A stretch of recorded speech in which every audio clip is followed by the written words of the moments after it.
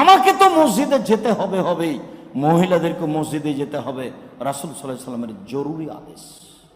তবে কোনটা জরুরি, কোনটা ভালো, কোনটা উত্তম বিবরণে আমাদের কাছে স্পষ্ট হয়ে যাবে বলে আশাবাদী। আব্দুল্লাহ ইবনে উমর রাদিয়াল্লাহু তাআলা আনহু বলেন, রাসূল সাল্লাল্লাহু আলাইহি ওয়াসাল্লাম বলেছেন, ইন্নাল মারাতা ইজাস্তাজানাত ফালা ইয়ামনাউহা, ইন্নাল মারাতা ইজাস্তাজানাত আল মাসাজিদা ফালা ইয়ামনাউহা। কোন মহিলা যদি মসজিদে সালাত আদায় করতে যেতে চায়, তাহলে তার স্বামী, তার কেউ যেন তাকে মসজিদে যেতে বাধা না দেয়। এ কথা রাসূল সাল্লাল্লাহু আলাইহি সাল্লাম বলেন, হাদিস বুখারী মুসলিম। আব্দুল্লাহ ইবনে উমর রাদিয়াল্লাহু তাআলা আনহু বলেন, রাসূল সাল্লাল্লাহু আলাইহি সাল্লাম বলেছেন, লা তামনাউন নিসা আল মাসাজিদা, তোমরা মহিলাদেরকে মসজিদে যেতে নিষেধ করো না। খায়রুল লাহুন্না বুয়ুতুহুন্না, তবে বাড়ি তাদের যে উত্তম, তবে বাড়ি তাদের জন্য উত্তম। একই হাদিস, হাদিস বুখারী মুসলিম। তোমরা মহিলাদেরকে মসজিদে যেতে নিষেধ করো না, তবে বাড়ি তাদের জন্য উত্তম। আব্দুল্লাহ ইবনে উমর রাদিয়াল্লাহু তাআলা আনহু বলেন, রাসূল সাল্লাল্লাহু আলাইহি ওয়াসাল্লাম বলেছেন, লা তামনাউন নিসা আল মাসাজিদা হুজুদাহুন্না, মহিলাদের যে মসজিদে যাওয়ার একটা হক, অধিকার রয়েছে, অংশ রয়েছে, সেটা থেকে তোমরা তাদেরকে বাধা দিও না, তোমরা তাদেরকে মসজিদে যেতে দাও। রাসূল সাল্লাল্লাহু আলাইহি সাল্লাম এই কথা বলেন। আবু হুরায়রা রাদিয়াল্লাহু তাআলা আনহু বলেন, রাসূল সাল্লাল্লাহু আলাইহি ওয়াসাল্লাম বলেছেন, খায়রুস সুফুফির রিজালে আউয়ালুহা ওয়া শাররুহা আখিরুহা, পুরুষের কাতার প্রথমটা সবচেয়ে উত্তম আর শেষেরটা সবচেয়ে খারাপ।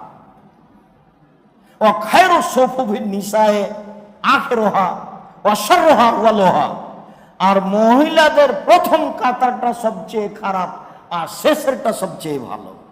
হাদিস বুখারী মুসলিম। বলেন তো এর রহস্য কি? রাসূল সাল্লাল্লাহু আলাইহি সাল্লাম বললেন, শোনো, পুরুষদের প্রথম কাতার সবচেয়ে উত্তম আর ওদের শেষ কাতার সবচেয়ে খারাপ। মহিলাদের প্রথম কাতার মহিলাদের শেষ কাতার সবচেয়ে উত্তম আর প্রথম কাতার সবচেয়ে খারাপ।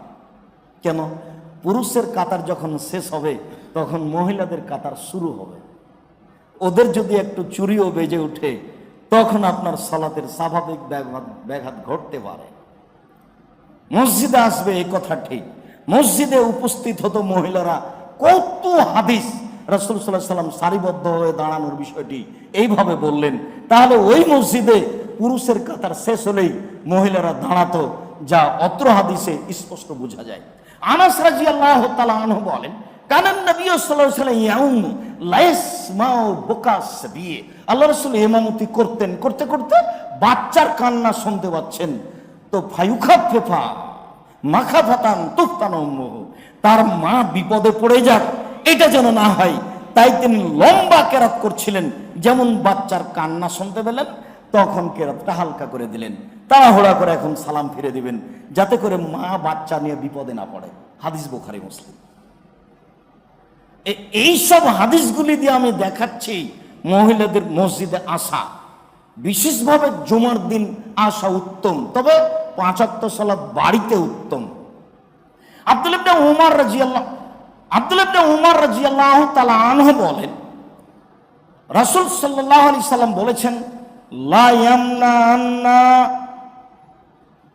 রাজুলুন আহলাহু আন ইয়াতুল মাসাজিদা, কোন মানুষ যেন তার স্ত্রীকে মসজিদে আসতে নিষেধ না করে, কোন মানুষ যেন তার স্ত্রীকে মসজিদে আসতে নিষেধ না করে। তখন বেলাল ইবনে আব্দুল্লাহ ইবনে উমর বলছেন, উমর রাদিয়াল্লাহু তাআলা আনহুর নাতি আব্দুল্লাহ ইবনে উমরের ছেলে বেলাল বলতো, বেলাল হাবশী নয় যিনি আজান দিতেন, এই বেলাল হচ্ছেন উমর রাদিয়াল্লাহু তাআলা আনহুর ছেলের ছেলে। তো বেলাল রাদিয়াল্লাহু তাআলা আনহু বলছেন, ইন্নামা নামনাহুন্না, আমি মহিলাদেরকে মসজিদে আসতে নিষেধ করব। তখন কাল আব্দুল্লাহ ইবনে উমর বলছেন, ওয়াহাদ্দিসু আন রাসূলিল্লাহ সাল্লাল্লাহু আলাইহি সাল্লাম ওয়া তাকুলু হাযা, আমি বলছি আল্লাহর নবী মহিলাদেরকে মসজিদে আসতে বলেছেন আর তুমি নিষেধ করো, মানে আমি বলছি আল্লাহ রাসূলের কথা আর তুমি বলছো তোমার কথা। ফামা কাল্লামু হাত্তা মাতা, সেদিন থেকে আব্দুল্লাহ ইবনে উমর তার ছেলের সাথে মরা পর্যন্ত কথা বলেননি। হাদিস মুসলিম। কি বুঝলাম? ছেলে বলছে স্ত্রীকে মসজিদে যেতে দিব না, তখন আব্দুল্লাহ ইবনে উমর বলছেন আমি বলছি নবী বলেছেন আর তুমি বলছো আমি বলেছি। আমি বলছি নবী বলেছেন মসজিদে যেতে আর তুমি বলছো আমি যেতে দেব না। তোমার সাথে আমি কথাই বলবো না, এটা শরীয়তের ব্যাপার, তোমার সাথে আমার কোনো কথাই নেই। মরা পর্যন্ত আব্দুল্লাহ ইবনে উমর ছেলের সাথে আর কোনোদিন কথা বলেন। ইবনে আব্বাস রাদিয়াল্লাহু তাআলা আনহু বলেন রাসূল সাল্লাল্লাহু আলাইহি ওয়াসাল্লাম বলেছেন সলাতুল মারআতি আফজালু ফি বাইতিহা, সলাতুল মারআতি ফি বাইতিহা আফজালু মিন সলাতিহা ফি হুজরাতিহা। মহিলাদের বাড়িতে ঘরে সালাত আদায় করা উত্তম বারান্দায় সালাত আদায় করার চেয়ে। ওয়া সলাতুহা ফি মাখদাইহা আফজালু মিন সলাতিহা মিন বাইতিহা। মহিলাদের ঘরে সালাত আদায় করার চেয়ে ঘরের মধ্যে একটা ছোট ঘেরা জায়গায় সালাত আদায় করা উত্তম। এবার এ হাদিস সহিহ। মহিলাদের সালাত বারান্দার চেয়ে ঘরে উত্তম, ঘরের মধ্যে একটা ছোট ঘরে উত্তম স্বাভাবিক ঘরের চেয়ে। আরেকটা উম্মু আতিয়া রাদিয়াল্লাহু তাআলা আনহা বলেন উমিরনা নুখরিজাল হুইয়াজা জাওয়াতিল খুদুরে এলাল মুসাল্লা। আল্লাহর নবী আমাদেরকে ঋতুবতী মহিলাদেরকে যুবতী মেয়েদেরকে জোরালোভাবে আদেশ করেছেন যে সকলকে ঈদের মাঠে যেতে হবে। ইয়াসাদনাল জামাতাল মুসলিমিনা দাওয়াতাহুম, তারা মুসলমানদের জামাতে উপস্থিত হবে, তারা মুসলমানদের বক্তব্যে ইমাম বক্তব্য দিবেন সেই বক্তব্য শোনার জন্য উপস্থিত হবে। এই ঘোষণা যখন রাসূল সাল্লাল্লাহু আলাইহি ওয়াসাল্লাম দিলেন আমরা বললাম আল্লাহ রাসূল ইহদানা লাইসা লাহা মিন জিলবাব, আমাদের কিছু কিছু মহিলা আছে যার চাদর নাই, যেই চাদর গায়ে মসজিদে যেতে পারে। তখন আল্লাহর নবী বললেন লেতুল বেসামিন সাহেবে তামিন জিলবাবা মিন জিলবাবেহা, অবশ্যই সে যেন তার বোনকে চাদর দিয়ে দেয়, সে আর একজনের চাদর নিয়ে ঈদের মাঠে যাবে। হাদিস বুখারী মুসলিম। এক সময় মানুষের জামা কাপড় পরে আত্মীয় স্বজনের বাড়ি যেত, এখন আর মানুষের সেই দিন নেই। এখন মানুষের শত শত জামা কাপড়, সাদ করে কোনো বন্ধুর জামা গায়ে দিয়ে দেখে এটা হলো তার সাদ, প্রয়োজনে গায়ে দিয়েছে এমনটা কথা নয়। ওই সময় উপযুক্ত কাপড় ছিল না, যখন আল্লাহর নবী জোরালো আদেশ দিলেন যে ভালো মহিলা তো ঈদের মাঠে যাবেই, ঋতুবতীও যাবে, যুবতীরাও যাবে।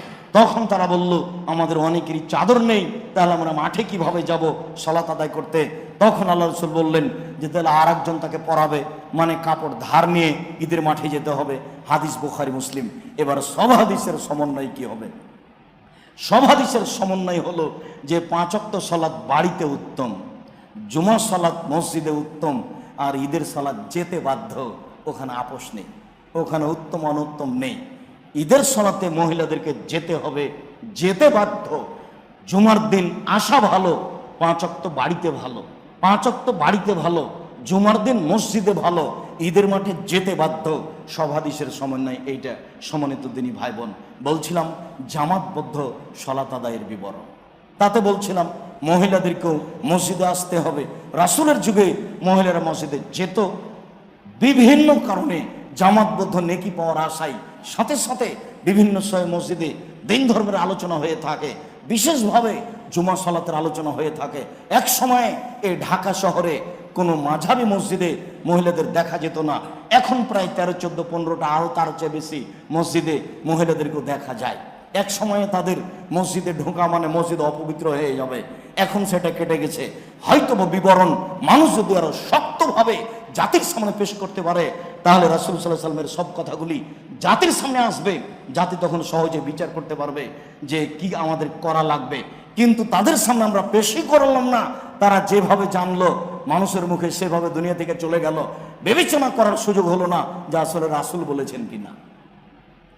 রাসূল সাল্লাল্লাহু আলাইহি সাল্লাম মসজিদের ব্যাপারে, 5 ওয়াক্ত সালাতের ব্যাপারে, জুমার ব্যাপারে, ঈদের সালাতের ব্যাপারে এইভাবে বলেছেন। বিষয় যে আমরা জামাতবদ্ধ সালাত আদায় করার বিষয়টি বুঝতে পেরেছি। সম্মানিত দিনী ভাই,